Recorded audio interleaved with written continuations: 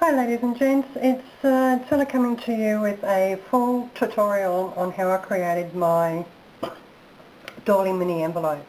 It was a requested video, so I'm proud as punch to show you this process. Now, this is the second. I forgot to turn the camera on, but I pressed the button to view, to record, and it didn't, so I'm doing it all over again. So as you can see on my previous video, it was just a process video on creating your own do-it-yourself mini envelopes. And the reason why I'm using doilies is because of how beautiful they look when they open up. You've got that scalloped edge that may not show you as much, but on the pink one it does. And it's quite pretty. And when you're putting, I've been putting little motivational quotes in there, so this is just something that I'm doing at the moment, just little index cards. So, you can put a little motivational expression on there and pop it in and put it on a page in your journal. So that's what I'm going to show you, how I came about to create all of these. And we all know that the doilies are very flimsy, and how I give them strength is just by accident with a particular product from Kmart here in Australia. It's craft paper. Okay, so rather than spraying them, the colours, with the alcoholic inks, I've been actually adhering them onto the craft paper first to make them a bit more sturdy. I went out and bought some cutting mats in colour so I could actually see them, because on the last video they were clear and I couldn't see them for the life of me. Okay, so there's the three different sizes of the envelope. So you can see that there, and where's the large one? Here. Now they may vary and differ, like that one's shorter because depending on how I folded the sides in, but I'm going to be using these three templates today with you. So how I got the positions of where to fold them, see this is one. So basically I'll put my doily on there. First of all, I just fold it where I think it should be, and then I unfolded it, and then I cut my little template out. Okay, so, and this is for folding purposes, and you'll see later on in the video how I came to creating the little templates. And I think it's a lot easier than trying to, jeer around and try and make sure that's straight and you've got a perfect template to use. So rather than boring you with the three of them, we'll just do the one that's ready to go. So this is what it looks like actually on the paper. So if you can imagine, it's more sturdier. So what we needed to do first was get your doily. You don't necessarily have to fold it at this point. That's the one that I actually demonstrated with, that my camera wasn't rolling. Yeah, I'm sort of all fingers and thumbs at the moment, and excuse my fingers, I've been using the alcoholic inks, and I broke my toe yesterday. Oh, unbelievable, unbelievable. So I'm just going to use this tile to hold that back. So this craft paper is in Kmart. Now my store's out of it. They will restock it because it's a common item that they do stock. Okay, so keep the shiny side up. Now I use just an old kitchen mat. As you can see, it's had plenty of use for my crafting. So I just put that over there. Now if you've got baking paper, I usually just put the baking paper over there. The iron's off, but it won't take long to heat up. So my suggestion is to actually, which I'll do now, it's because I do several at a time, and it goes far. So we'll just keep it like that and get the bulk of it out of the way, so it's a lot easier to follow on. So just make sure you've got it totally all the way around. Now if you want a border, just slight border, just make sure that it's got a border, which this one doesn't because of how I've cut it, but not to worry. Lick the finger, test the iron is hot enough. Okay, and then I just iron over it. Now the baking powder is because it glides over and this melts when the iron's on it, so, and it doesn't take long to adhere to the backing. I love this stuff. I've used it in many projects which are up on my YouTube channel. Okay, so the next stage, or the next step, is see how the creases came out apart from that one. So all we do is we just cut around. Now it does leave a little border if you want, or you can cut it, put it on your scanner cut, your Cricut, your Circuit, whatever you want if you don't want to fussy cut out. But it was quite relaxing cutting them all out while watching TV one night. You know, I cut about 30 of them out. But you can fast forward this process. It won't take that long. So how's everybody doing during this COVID? It hasn't bothered me in the slightest because I've just been crafting, and you know, we've not been able to get supplies at your op shops. You just be creative and use what you've got. So, and it doesn't have to follow the pattern, you know, intricate part accurately, you know, because you're sort of leaving a tiny little border, and you can distress this, you know, before you, you know, if you're leaving them white, you can then just distress them. So, there we go. So that does have a little border around it, and that's good when you're actually distressing, because it does take the ink really well. So the next step was, I'm just using this temporarily, it's not really inappropriate because it's got ridges in it. Just seeing if I can find something else. I might see if I can get a bit of newspaper, that might be a little bit better. Just hang on for a moment.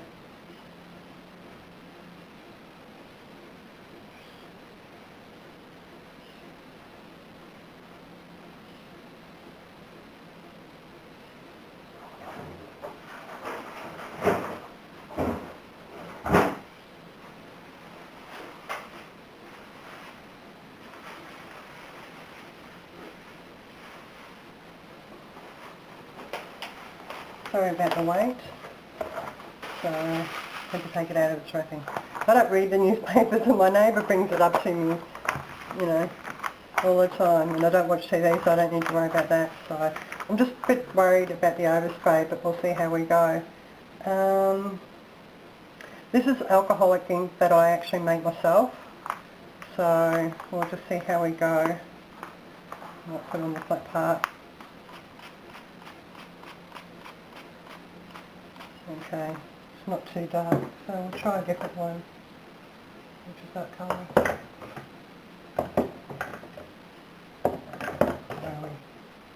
We'll try this. It's a bit of a blue. And what I normally tend to do is just put that aside and then grab another doily and soak up. Oh, see, it's the paper soaking it up, but if it was in the plastic, bucket, you'd still have, you can put one on top of each other and just dab it.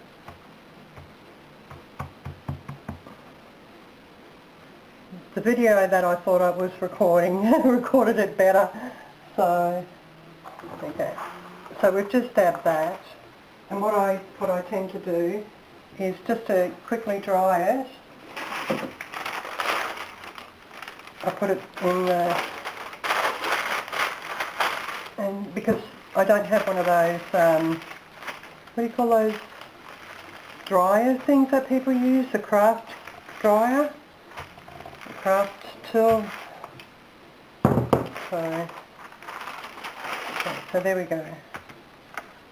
So I might just actually put that aside and just iron it a bit flat.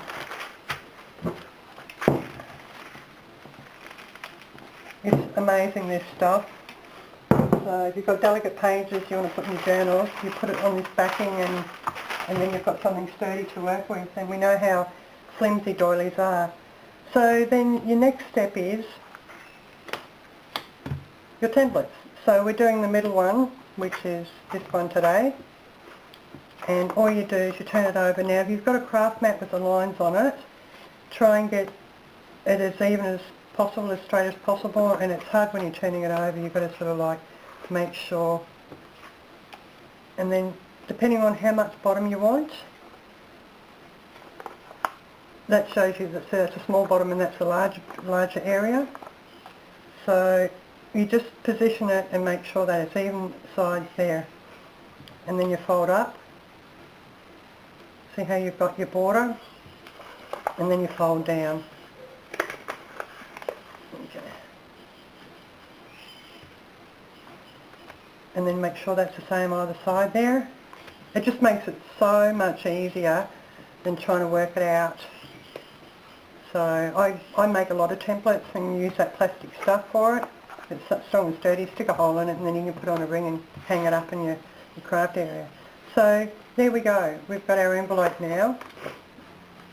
The size and shape of our envelope. The next step there is on the lower portion, the shorter portion, just cut on an angle, cut on an angle. So you're cutting those corners, and you don't need these particular corners, but you do need the other ones, and I'll show you why. Okay. So put them aside. Okay. Now with the top part, you cut straight all the way down to that join here. Cut straight down to the join to the end. And then you're slightly cutting off. Slightly cutting off. Now put them to the side and I'll show you what we do with them. And then the next step is simply gluing. So we have some glue here. Now I just use PVA glue, nothing special. I've just got to get better bottles because these ones you've got to squeeze so hard there. It's like a hard plastic.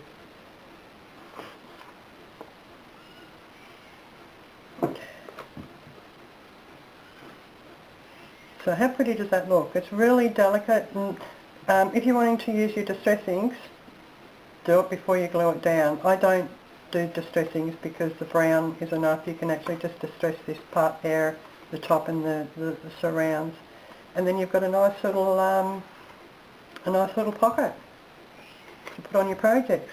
Now I'll show you. I've courageously got myself up to creating a journal. Starting to making the signatures. It's sort of, I was really anxious about it. So as you can see, I've made a little corner tuck spot on that, and to bring out the blue or the pink or even the green, these are all their little envelopes. You know, you can put a pink pocket there, glue it down, or you can just put a, what do you call those, paper clips, you know.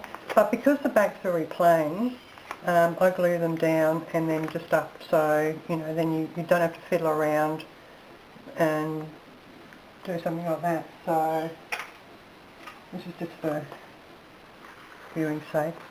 So I've been making little motivational quotes because I'm making a gratitude journal and things I'm grateful for. So you just pop that in and there you go. You've got a nice little decorative pocket. Now you can further embellish them with putting a flower, a bit of lace. You know, it's limitless as to what you can do with this. Now just because they're all mainly brightly coloured, some are muted, doesn't mean they can't go into a junk journal, because they can complement, you know, like ephemera that you've got on your page. I'll just go back and see if we've got another one. Okay, this is a blue butterfly, so we could probably put, that might be too bright. And there goes my phone. Sorry about that. 2 rings and then it died. That was the end of it. Okay, what about that there? Okay, so that's not really... here we go. So that's a bluey green, so that's quite pretty there, so you can probably put the pocket there. You know, so there's a motivational quote, which is in that one, a smile is a curve that sets everything straight. So you just pop that in there. put a flower there, a button, more embellishments.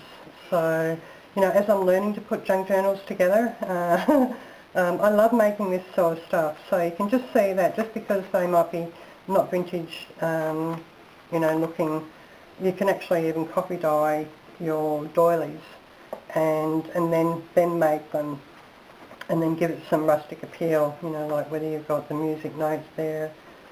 What else have I got? Some Parisian, some old vintage cars. So, you know, just find something in your journal that you can actually, you know, even pop it on there.